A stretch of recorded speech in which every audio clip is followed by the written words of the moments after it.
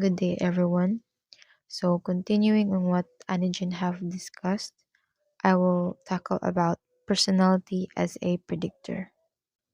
So, Eysenck's complex model of personality, which is kantong na ay antecedents and consequences, it suggests that the psychometric traits of P, E, and N, or ang kantong three ka-dimensions, can combine with one another and with genetic determinants, biological intermediates, and experimental studies to predict a variety of social behaviors, including those that contribute to disease.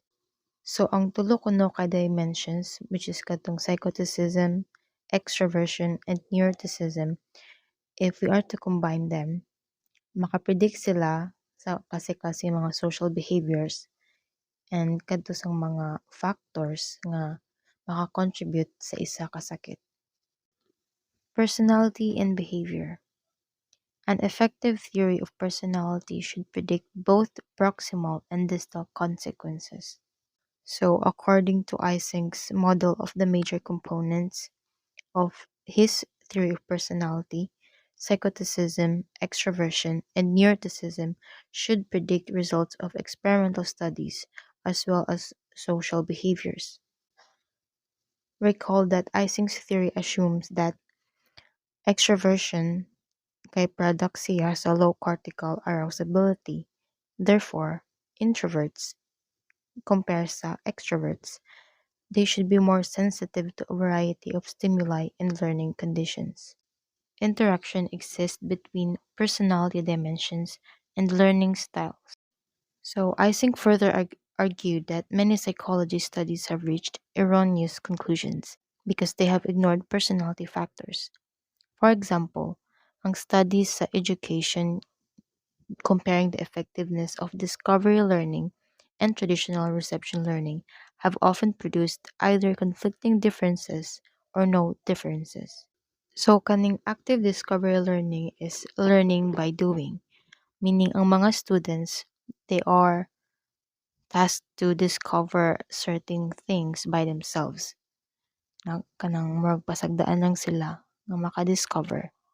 While kaning passive reception learning is kanang ang students kaigo na sila maminaw sa kung unsa ang ipang discuss or ipang instruct sa ilang instructor.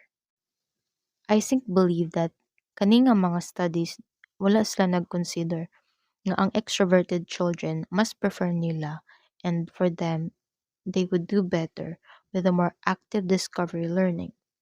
Whereas ang mga introverted children mas prefer nila and for them they would do better with the more passive reception learning. So next, I think also hypothesized that psychoticism is related to genius and creativity. Again, ang relationship is not simple. Naay mga children nga naay creative ability, non-conforming, and have unorthodox ideas. Pero nagdako sila nga non-creative people.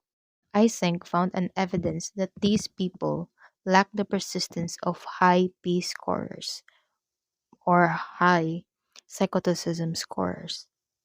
Personality and disease. Relationship between personality and disease do not prove that psychological factors cause cancer and heart disease. Eysenck pointed out that these and other studies on the relationship between personality and disease daw kay wala sila nag-prove nga ang psychological factors maka-cause cancer and heart disease. Rather, kani nga mga diseases kay caused by an interaction of many factors. For cardiovascular disease or for heart disease, these factors may include family history, age, gender, ethnic background, hypertension or high blood, unfavorable ratio of total cholesterol to high density lipoprotein or HDL, smoking, ang diet, inactive lifestyle, and several personality factors. And for cancer, the risks include smoking, diet, alcohol, sexual practices, family history, ethnic background, and personality factors. But then, Ising contended that cigarette smoking alone dili na siya makakos og cancer or CVD. Pero if i-combine siya with stress and personality factors, it helps contribute to death and from these two diseases. So as we all know, nakadevelop si Eysenck og Eysenck Personality Questionnaire or EPQ and its offshoots, katong other questionnaires pa. Kaning EPQ kay gigamit siya in conjunction sa neurophysiological and genetic measures para ma-assess ang biological basis sa personality. So first, the biological basis of extroversion.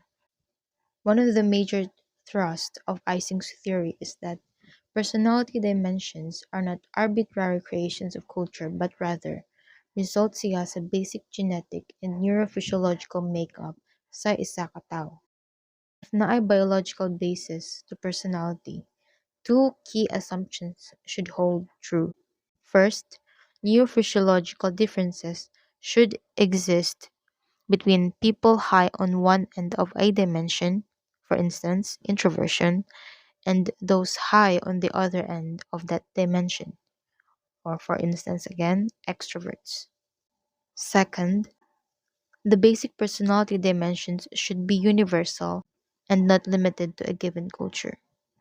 Ang basic personality dimensions daw kay for the people all around the globe and dili lang sa specific culture. Cortical arousal level has mostly been measured by EEG or electroencephalogram. There are two main levels of cortical activity while awake, known as alpha and beta, respectively. Alpha is the lowest level of arousal, and beta is the next strongest. Alpha is traditionally associated with drowsiness and relaxation, opposite with the beta with alertness and wakefulness. Daghan na ang mga researchers nga ni-follow sa lead ni Eysenck nga gamiton ang alpha as a measure of cortical arousal, whereas other researchers argue that beta is a better measure of cognitive activity and arousal. So, in general, Eysenck's assumption that introverts are more reactive or they have lower thresholds than extroverts has been supported, with the qualification that it is reactivity rather than baseline activity levels that distinguishes introverts from extroverts. Optimal level of arousal is another of Eysenck's hypotheses that has also generated some research.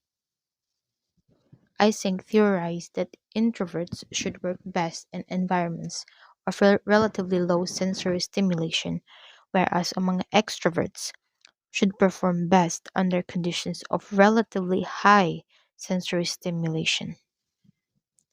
A second source of support for Eysenck's biologically based theory of personality comes from behavioral genetics. So, kaning behavioral genetic research kay often based on the study of twins, both identical and fraternal, who have been raised together or apart. So, kaning twin studies have found that most basic personality traits though have heritability estimates of between 40 and 60%. In other words, an individual's genetic makeup goes about halfway toward explaining his or her basic traits. So the next one is the biological basis of neuroticism. Recall that Eysenck postulated that neuroticism resulted from increased activity or responsiveness and lower activation thresholds in the limbic system. Kani nga pattern is similar to introversion pero ang nakalahi lang is ang location. Kay ang introversion, although it also involves increased activity and lower thresholds for cortical and reticular arousal rather than limbic system arousal, which is naasa neuroticism. The limbic system is comprised of the subcortical structures in the brain involved in emotion and motivation, primarily the amygdala and hypothalamus. Therefore, na-explore sa mga researchers ang hypothesis ni Eysenck that differences in limbic system activity and physiology are the basis of neuroticism, ang disposition para maka-experience ng negative emotions such as stress, anxiety, guilt, and depression. So, that would be all, and thank you.